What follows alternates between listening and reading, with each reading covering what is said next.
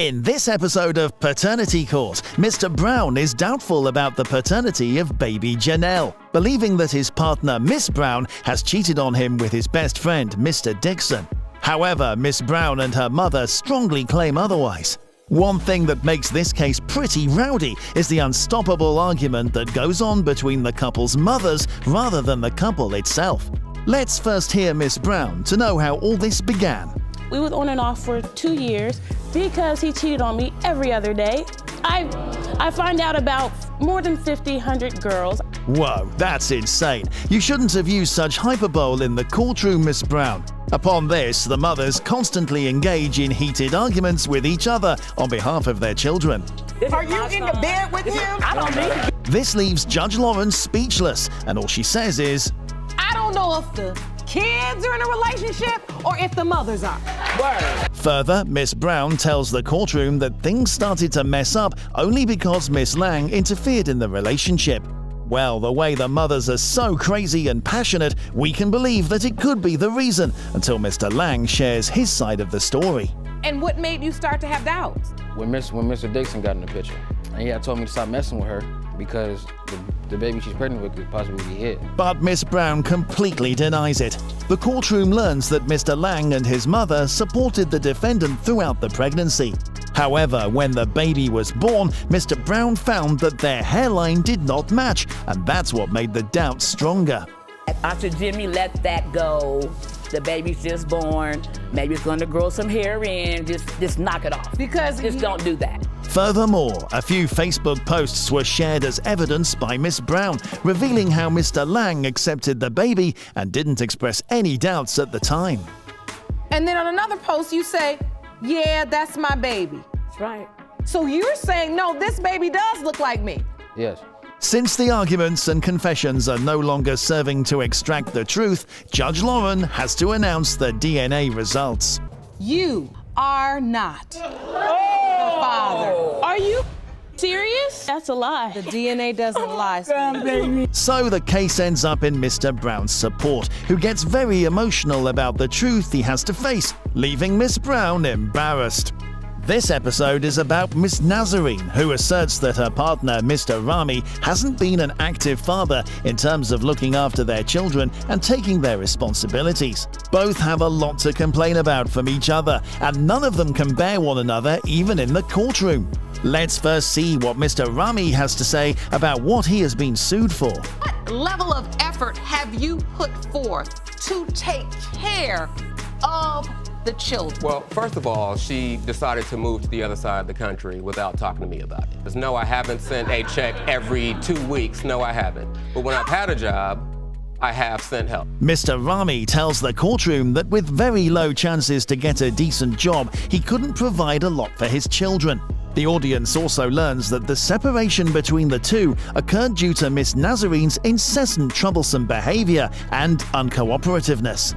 Every once in a while, he spent $100. Yes, absolutely. Over the past 17. Further, Judge Lauren Lake is surprised to know Miss Nazarene's brutal and toxic behavior through a text message shown as evidence. My brother's oldest child and only son just died. He just turned 21, died on his birthday month. And I also called you when you told me that I let you know I had a $700 electric bill and your son needed to go to summer school. Well, that was insensitive though. So during this time, she sends a list of text messages saying, family does not care about us because we're too black-skinned. You have to be a big, fat, yellow hoe to get love and I mean it. And care. And that's the truth. The case reaches a point where it makes everybody feel like there is no way to bring it to an end with a satisfying solution. Ms. Nazarene, if I don't find out what's wrong with this car and what's wrong with you two, I cannot help get this thing better, okay? Yes, ma'am. Judge Lauren realizes that it is not just about the flaws of Mr. Rami being a father, but also about Miss Nazarene's unwillingness to compromise that could have let the kids have their father's love and attention. And then I want you to look at him and say, when are you coming to see your kid? And then I want you, Mr. Rami, to answer. When can you visit with your kids? As soon as possible. Well, things seem to be solved by this time, but we see that Miss Nazarene hasn't yet lost hold of her constant obstinacy. It's gonna happen if I allow it. If so she you might allows want to it. make some arrangements. This is what I've had to deal with this whole time. Oh, absolutely. Those are my children, What and I've I had to take deal with care the whole of them. time.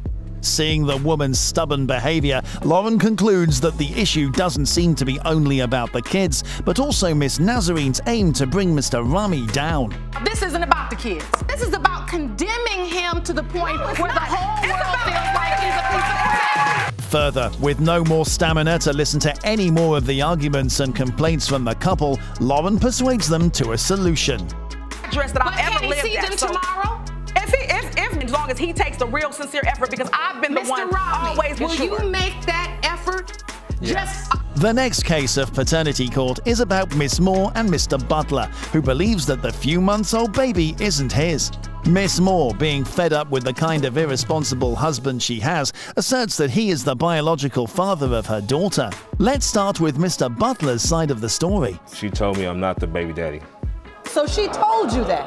One time was because he was harassing me, him and his so-called quote-unquote wife. To this claim, Miss Moore responds with the explanation that she denied that Mr. Butler was the father because of the harassment she suffered at the hands of his second wife and him.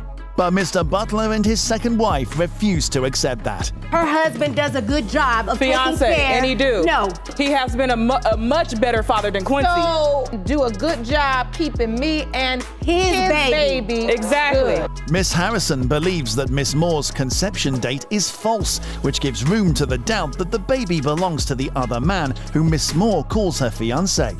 At this point, Miss Moore has got something to reveal to the court, and here it is. When I got pregnant, I had left. Quincy was doing so much cheating.